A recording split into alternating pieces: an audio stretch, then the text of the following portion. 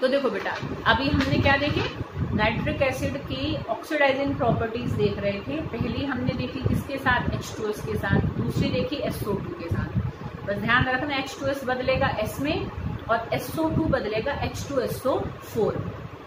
ठीक है। Side product अगर कंसंट्रेटेड है तो NO2 और H2O बनते हैं, अगर डाइल्यूट है तो NO और H2O बनते हैं। जब हम SO2 के साथ करते हैं तो H2O नहीं बनेगा, है ना, ऐसे ध्यान रखना। तीसरा हम इसकी ऑक्सीडाइजिंग प्रॉपर्टी देखें, हम कंपाउंड्स के साथ ही देख रहे हैं अभी। तो एक कंपाउंड हमने देखा H2S के साथ, दूसरा कंपाउंड हमने देखा SO2 के साथ, तीसरा कंपाउंड हम देख रहे हैं फेरस सल्फेट के साथ। तो फेरस सल्फेट हमेशा बदलता है फेरिक सल्फेट में। देखो ये क्या होता है, फेरस, ये किसमें बदलेगा, फेरिक में। बेटा ध्यान रखना, देखो फॉर्मूले कई बार बता दिए, देखो गड़बड़ मत कर देना। जैसा ये टर्म या टू वर्ड भूल जाए बच्चे, कितनी बार मैंने तो बेटा फॉर्मूले समझा दिए। देखो फेरस, अस लगता है छोटी ऑक्सीडेशन स्टेट के लिए, एक लगता है हायर ऑक्सीडेशन स्टेट के लिए। इसमें आयरन +2 में और इसमें आयरन +3 में। ठीक है। तो जब वो फेरिक में बदलता तो Fe2SO4 थ्राइस बनेगा। ये प्रोडक्ट ध्यान में रखो, ऐसा ही रिएक्शन है, बस H2S की जगह क्या रख दो, FeSO4 रख दो, और यहाँ पर सल्फर की जगह क्या लिख दो, फेरिक सल्फेट, मतलब Fe2SO4, और यहाँ पर भी सल्फर की जगह Fe2SO4। मतलब फेरस सल्फेट किसमें बदलता है, जैसे हम उसमें नाइट्रिक एसिड डालते हैं फेरिक सल्फेट में, और साथ में क्या बनेगा, कंसंट्रेटेड है तो NO2 और H2O बनेंगे, और डाइल्यूट है तो NO और H2O। सिंपल। ठीक है। तो ये हमने 3 इसकी ऑक्सीडाइजिंग प्रॉपर्टीज देखी हैं अभी कंपाउंड के साथ। ऐसे ही देखो नॉन मेटल्स के साथ, ये हल्का हल्का सा अलग है पर फिर भी इसमें सिमिलरिटीज हैं। जैसे एक हमने लिया, बुक में तो बहुत सारी दे रखी है बेटा ऑक्सीडाइजिंग प्रॉपर्टी, अनगिनत। तो मैंने छांट के जो कुछ मेन है वो निकाल ली। तो हम आयोडीन के साथ, मतलब आयोडीन में जब हम कंसंट्रेटेड नाइट्रिक एसिड डालते हैं, ठीक है, तो I2 वो कन्वर्ट होता है HiO3, ठीक है, पर आयोडिक एसिड HiO3 में कन्वर्ट होगा। बाकी वही बनेगा हमारा, क्योंकि कंसंट्रेटेड है तो NO2 और H2O साथ में बनेगा। I2 किस में बदलेगा, HiO3 में। ऐसे उसका प्रोडक्ट ध्यान में रखना है, और कंसंट्रेटेड है तो NO2 और H2O आ जाएगा। ठीक है। ऐसी मेटल्स के साथ हम इसका रिएक्शन देखें तो देखो जिंक के साथ हम देखें। अच्छा, इसमें जब हम कंसंट्रेटेड लेंगे, अच्छा जिंक में क्या डाला, नाइट्रिक एसिड। ठीक है। जब जिंक में नाइट्रिक एसिड डालेंगे तो जिंक नाइट्रेट बन जाएगा। जिंक 2 पॉजिटिव में ही बनाता है, नाइट्रेट आयन के ऊपर बेटा 1 नेगेटिव चार्ज होता है। ये तो तुम समझ ही सकते हो, देखो है बड़े बच्चे ऐसे, तो H के ऊपर 1 पॉजिटिव चार्ज होता है तो नाइट्रेट पर 1 नेगेटिव होगा। जिंक पर 2 पॉजिटिव चार्ज होता है हमेशा, जिंक हमेशा ही 4s2 इलेक्ट्रॉन छोड़ के बॉन्ड बनाते हैं। तो जिंक पर 2 पॉजिटिव है, 1 नाइट्रेट पर 1 नेगेटिव है, तो जिंक नाइट्रेट का स्ट्रक्चर क्या बनेगा, ZnNO3 ट्वाइस। ठीक है। तो जिंक किस में कन्वर्ट होगा, ZnNO3 ट्वाइस में। जब कंसंट्रेटेड एसिड डालेंगे तो साइड प्रोडक्ट क्या बनेगा, NO2 + H2। जब जिंक में हम डाइल्यूट नाइट्रिक एसिड डालते हैं, ठीक है, तो रिएक्शन ऐसे होता नहीं, सीधा उसे थोड़ा गर्म करना पड़ता है। तो यहाँ पर हमें हॉट डाइल्यूट नाइट्रिक एसिड डालनी पड़ती है। तो जब गर्म करके डालते हैं ना, बस यहाँ थोड़ा ध्यान रखना कि NO नहीं बनता, N2O बन जाता है। ठीक है। नाइट्रिक ऑक्साइड नहीं बनती, नाइट्रस ऑक्साइड बन जाती है। क्या कहते हैं इस गैस का, एक और नाम है, याद करना, लिखवाया था। ठीक है, याद करना बेटा। जो बच्चा वीडियो देख ले ना, वो मैसेज व्हाट्सएप पर टाइप करके भेजे कि मैम ये जो N2O का आपने नाम पूछा है उसका ये नाम है, उसका नाम व्हाट्सएप पर मुझे टाइप करके देना। थोड़ा मुझे पता भी लगेगा ना तुम कितने मतलब रेगुलरिटी से कौन टाइम पर वीडियो देख लेगा। ठीक है। N2O का नाम बताना मुझे व्हाट्सएप पर टाइप करके ग्रुप में ही भेजना। ठीक है। तो क्या कह रही थी बेटा मैं, कि जिंक जब हम उसमें कंसंट्रेटेड नाइट्रिक एसिड डालेंगे तो जिंक नाइट्रेट + NO2 + H2O बनेगी, और जब जिंक में हॉट डाइल्यूट नाइट्रिक एसिड डालेंगे तो जिंक नाइट्रेट तो बनेगा, H2O भी बनेगा, पर NO की जगह N2O बनेगा, जिसको कि हम कुछ और भी कहते हैं। ठीक है। तो ये हमने इनके ऑक्सीडाइजिंग प्रॉपर्टीज के नाइट्रिक एसिड की रिएक्शन देखी। अब देखो नाइट्रिक एसिड को हम एक और भी काम में यूज करते हैं, कि जो ऐसे अनरिएक्टिव मेटल्स होते हैं, जो नोबल मेटल्स होते हैं, जो किसी के साथ रिएक्ट ही नहीं करते हैं, जैसे सोना है, चांदी है, प्लेटिनम है। दैट्स वाई हम उनकी ज्वेलरी भी वेयर करते हैं, क्योंकि ये बहुत नोबल, किसी के साथ रिएक्ट ही नहीं करते हैं। तो ये एक तरीके से क्या करते हैं, मतलब शांत करने का भी काम करते हैं, है ना, कि हमारी मेंटल स्टेबिलिटी को भी बनाने का काम करते हैं, क्योंकि किसी के साथ कोई रिएक्शन ही शो नहीं करते हैं तो हम इजीली इनको वियर कर सकते हैं कि हमें कोई नुकसान नहीं पहुंचाएंगे। ठीक है, तो जो गोल्ड है, सिल्वर है, प्लेटिनम है, दे आर नोबल मेटल्स, मतलब ये रिएक्शन शो नहीं करते हैं आसानी से किसी के साथ। तो इनको मतलब जैसे सल्फ्यूरिक एसिड में भी मैं इस अंगूठी को डाल दूंगी ना, कुछ ना होगा, जबकि वही सल्फ्यूरिक एसिड मुंह पे जब लड़के फेंक देते हैं तो सारा चेहरा खराब कर देते हैं लड़कियों का, करते हैं ना बेटा। चलो छोड़ो उसको। तो मतलब इतनी स्ट्रांग होती है सल्फ्यूरिक एसिड, तो उसमें भी इन मेटल्स का कुछ नहीं होता, डाल दो कुछ ना हो इनका। ठीक है, तो ऐसे नोबल मेटल्स को भी डिसॉल्व करने के काम में नाइट्रिक एसिड आता है विद HCl।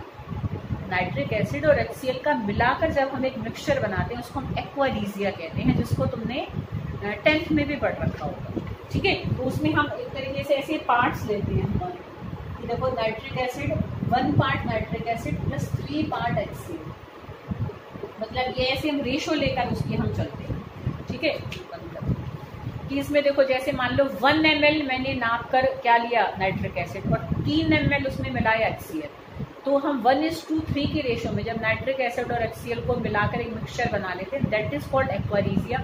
उसमें ऐसे नोबल मेटल्स भी डिसॉल्व हो जाते हैं और कंपाउंड्स बना लेते हैं। ठीक है, जैसे गोल्ड क्लोराइड बना लेता है, प्लेटिनम टिक्लोराइड बना लेता है। ठीक है, तो एक्वारीजिया बनाने में भी नाइट्रिक एसिड यूज होता है, which is use to dissolve the noble metals.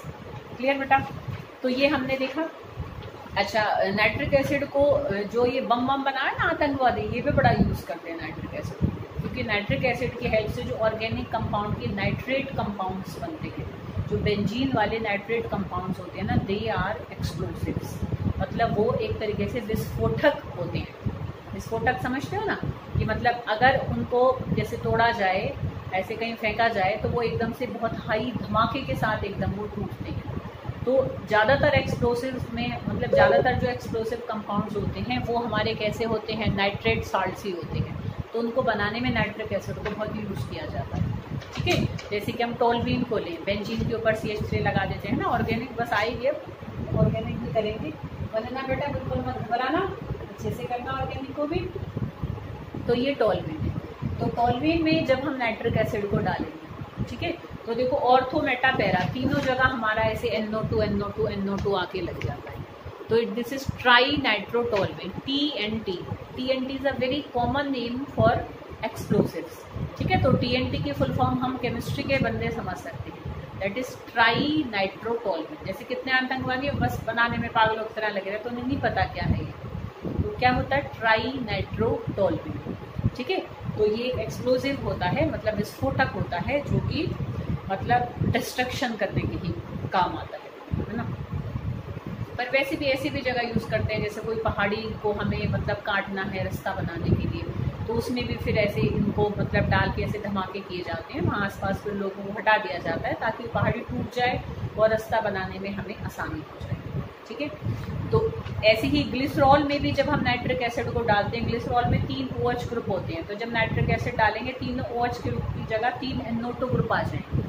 ठीक है, तो ट्राई नाइट्रोग्लिसरॉल बनेगा वो, उसको भी हम एज एक्सप्लोसिव यूज़ करते हैं। ठीक है, और हम तो नहीं करते, जो भी करते हैं। ठीक है, अच्छा, नाइट्रिक एसिड का एक और भी मतलब वो होता है कि नाइट्रिक एसिड जैसे हमारे स्किन पे गिर जाए ना, तुमने भी देखो लैब में काम किए हैं, तो कई बार हाथ तुम देखते हो ना पीला पीला हो जाता है, तो नाइट्रिक एसिड के कारण हाथ हमारे ऐसे पीले पीले हो जाते हैं, क्योंकि हमारे जो स्किन में प्रोटीन होता है, ठीक है, तो जो हमारे स्किन में प्रोटीन होता है उसके साथ मिलकर नाइट्रिक एसिड एक कंपाउंड में बदल जाता है, दैट इज कॉल्ड ज़ेंथोप्रोटीन। तो वो येलो कलर का होता है, जैसे हमें कोई हार्म नहीं होता, बट वो स्किन येलो येलो सी हो जाती है due to the formation of xanthoprotein by the reaction of protein present in our body with nitric acid. Clear, तो ये हमने सारा किया नाइट्रिक एसिड को। अच्छा, नाइट्रिक एसिड के लिए नाइट्रेट आयन का एक रिंग टेस्ट भी होता है, ठीक है, बड़ा अच्छा होता है, मतलब मैं ये हो भी जाता है, ये लैब में जब हम वहाँ भी गए थे तो उधर भी हमने किया था, तो जैसे तुम आओगे कभी तो इसको मैं कराऊंगी, पिछले साल के बच्चों को भी करा चुकी हूँ इसको, तो मतलब किसी में नाइट्रेट आयन है कि नहीं है ये हम टेस्ट कर सकते हैं बड़े आराम से। हम उसमें क्या करते हैं कि जैसे भाई मान लो एक साल्ट दिया हमने तुम्हें, हम कहेंगे भाई टेस्ट करके बताओ बेटा कि इसमें नाइट्रेट है कि नहीं है, और जैसे हमने तुम्हें पहले देख कर ही दिया किलो नाइट्रेट का ही ले लो, तो टेस्ट ट्यूब में हम उस साल्ट को भरेंगे, ठीक है बेटा। और उसमें हम क्या करते हैं कि उसके अंदर हम फेरिक उसका हाइड्रोक्साइड का डाइल्यूट और मतलब ताज़ा बना हुआ फ्रेशली प्रिपेयर्ड सोल्यूशन डाल देंगे, जैसे फेरिक हाइड्रोक्साइड भी तुम्हें दे देंगे, उसको अलग टेस्ट ट्यूब में पानी में घोल लेना, ठीक है। अरे बेटा बात समझ में। तो उसमें हम देखो क्या करते हैं, फेरस सल्फेट, सॉरी क्योंकि लाइट ग्रीन कलर का होता है, सॉरी ये इतनी सारी चीज़ें चल रही है। तो क्या करते हैं हम पहले कि हमने टेस्ट ट्यूब ली, उसमें हमने क्या डाला, थोड़ा सा अपना नाइट्रेट साल्ट ले लिया, जैसे नॉन के साथ कर रहे हैं पहले हम कि नाइट्रेट साल्ट ले लिया, थोड़ा पानी डाल दिया, घोल लिया, एक्व सोल्यूशन बनाकर उस टेस्ट ट्यूब को अलग रख दो टेस्ट ट्यूब स्टैंड में। फिर एक और टेस्ट ट्यूब लो, उसमें थोड़ा सा फेरस सल्फेट तुम्हें देंगे, उसको भी पानी में घोल लो। फिर उस aqueous solution of ferrous sulphate को हम उसमें डाल देंगे, जो पहली टेस्ट ट्यूब थी। अब हम उसमें टेस्ट ट्यूब को ऐसे ऐसे टेढ़ा करके हल्का सा और बड़ी सावधानी से एक दूसरी टेस्ट ट्यूब में हम कंसनट्रेटेड H2SO4 लेते हैं या ड्रॉपर से ले लेते हैं, ड्रॉपर से ज़्यादा सेफ रहती है बेटा क्योंकि कंसनट्रेटेड एसिड है। तो उस टेस्ट ट्यूब के बिल्कुल साइड में ऐसे धीरे धीरे धीरे से डालें, तो एकदम किनारे किनारे से जाएगा, सीधा करोगे हल्का हल्के हाथ से, तो तुम देखोगे कि एक ऐसी ब्राउन कलर की रिंग सी बनने लग जाती है, जहाँ पर फेरस सल्फेट और जो एक्वा सोल्यूशन था नाइट्रेट साल्ट का आपस में मिलता है, वहीं जाकर H2SO4 एक ब्राउन कलर के कंपाउंड बनाना शुरू करती है, एक रिंग सी बनती है। तो ब्राउन कलर की रिंग बनती है, that's why this test is called ring test, ठीक है। तो इसलिए हम इसको रिंग टेस्ट कहते हैं, ring test for nitrate ion, ठीक है बेटा। अच्छा, इसके बाद ना देखो बेटा एलोट्रॉप्स ऑफ फॉस्फोरस है, ठीक। फिर उसके बाद तुम्हारी ऑक्सो एसिड्स ऑफ फॉस्फोरस, ये दो टॉपिक है जो क्लियर उसमें मेंशन है रिलेटेड सिलेबस में कि नहीं करनी है, ठीक है। फॉस्फीन है वो नहीं करनी है, तो इसलिए मैं उन तीनों को तुम्हें समझा दे रही हूँ, बट फिर भी बेटा मैं पेजेस भेज दूंगी, लिख लो, इन केस हमें नीड लगी, टाइम बचा तो मैं मोटा मोटा सा उसमें से भी बता दूंगी, है ना। देखो कुछ नहीं पता है, और तुम्हारे पास नॉलेज के लिए एक मैटर रहेगा आगे बीएससी में, कभी आगे तुम्हारे काम आ जाएगा, तो रिटर्न वर्क उसका पूरा कर लेना। बट अब हम बिल्कुल last topic of this 15 group आ रहे हैं, एट लास्ट अब ये खत्म हो रहा है, तो फिर उसके बाद हम कल से 16 ग्रुप करेंगे, ठीक है। तो 15 ग्रुप का जो लास्ट टॉपिक है वो क्या है तुम्हारा, क्या है, एनोमेलस बिहेवियर ऑफ नाइट्रोजन, ठीक है। तो नाइट्रोजन का जब हम एनोमेलस बिहेवियर को करेंगे तो वो तुम्हें मैंने बता भी रखा है बेटा कि एनोमेलस बिहेवियर इंपॉर्टेंट है, तो सबका जरूर करना है। तो इसमें देखो फिर वही 11th में मैंने जो बात कही थी उस बात का ध्यान रखना है कि पहले तो हमें 2 लाइनें ऐसी लिखनी है, कोई पॉइंट बनाकर नहीं, ऐसे सीधी सीधी लिखनी है कि नाइट्रोजन एनोमसली क्यों बिहेव करता है। एनोमेलस का मतलब क्या होता है कि हर ग्रुप का जो पहला मेंबर होता है वो अपने ग्रुप के बाकी एलिमेंट से कुछ हटकर बिहेव करता है, कुछ प्रॉपर्टीज वो अलग शो करता है जो बाकी नहीं करते, या कुछ ऐसी हैं जो बाकी करते हैं वो नहीं करता, ठीक है। तो उसका बिहेवियर जो अपने ही ग्रुप के बाकी एलिमेंट से थोड़ा सा अलग होता है, उसी को ही हम उसका एनोमेलस बिहेवियर कहते हैं। तो क्यों होता है, क्योंकि देखो हर ग्रुप का जो पहला मेंबर है उसका स्मॉल साइज होगा, आयनाइजेशन एनर्जी हाई होगी, इलेक्ट्रोनेगेटिविटी हाई होगी, उसमें वेकेंट डी ऑर्बिटल्स नहीं होंगे। तो इन चारों रीजंस की वजह से वो अपने ग्रुप के बाकी एलिमेंट से अलग बिहेव करता है। ये मैंने आंसर दिया कि क्यों बिहेव करता है। क्वेश्चन आता है कैसे बिहेव करता है। प्लीज़ ध्यान रखना, बच्चे इतनी गड़बड़ करते हैं, इतना समझाने के बाद भी मैं 11th में तुम्हें इस चीज़ को बहुत क्लियर कर देती हूँ, स्टिल बच्चे आंसर में गड़बड़ कर जाते हैं। और अब तो यहाँ फ़ोन से और कर रहे हैं, पता नहीं अब कितना समझ रहे हो क्या हो रहा है, भगवान ही सब मालिक है, भगवान सब अच्छा रखे। तो देखो ये जो ऊपर 2 लाइनें लिखी हो ना, ये क्यों बिहेव करता है, फिर ये जो पॉइंट्स बन रहे हैं ये है कि कैसे बिहेव करता है। तो इन पॉइंट्स को अच्छे से याद रखना है। तो तुम देखना पूरी जब हमने ग्रुप किया है तो उसमें कहाँ ये अलग बिहेव करा था, जैसे नाइट्रोजन N2 के फॉर्म में मिलता है पर बाकी मतलब नाइट्रोजन डाई एटॉमिक फॉर्म में मिलता है पर बाकी टेट्रा एटॉमिक फॉर्म में मिलते हैं, जैसे P4, ठीक है। नाइट्रोजन रूम टेम्परेचर पे गैस है बट बाकी के जो एलिमेंट्स हैं वो रूम टेम्परेचर पे सॉलिड है। नाइट्रोजन बहुत ज़्यादा इनर्ट है, रिएक्ट ही नहीं करता किसी के साथ आसानी से, पर बाकी बहुत ज़्यादा रिएक्टिव है, रखे ऑक्सीजन के साथ जल जाएंगे, ठीक है ना।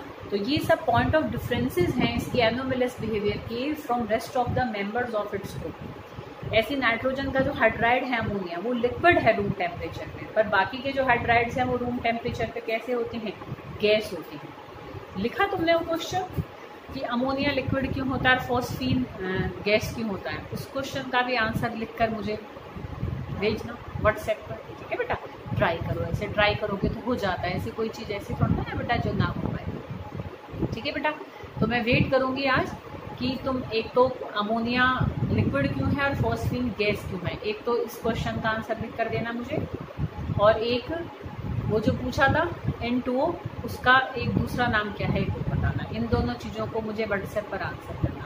ठीक है, लिख के जैसा भी लिखो कोई बात नहीं, अगर उस क्वेश्चन में मिस्टेक्स होंगी उस आंसर में तो मैं उसको करेक्ट करके तुम्हें दे दूँगी। ठीक है बेटा, पर ट्राई करना बेटा उसको। ऐसी कि नाइट्रोजन देखो पी पाई बॉन्ड बना लेता है, बट बाकी पी पाई बॉन्ड नहीं बना पाते हैं। अच्छा, बाकी पी पाई डी पाई बना लेते हैं क्योंकि उनके पास वेकेंट डी ऑर्बिटल है, but nitrogen p pi d pi नहीं बना पाता। नाइट्रोजन पेंटा हेलाइड्स भी नहीं बनाता, बट बाकी पेंटा हेलाइड्स बना लेती है।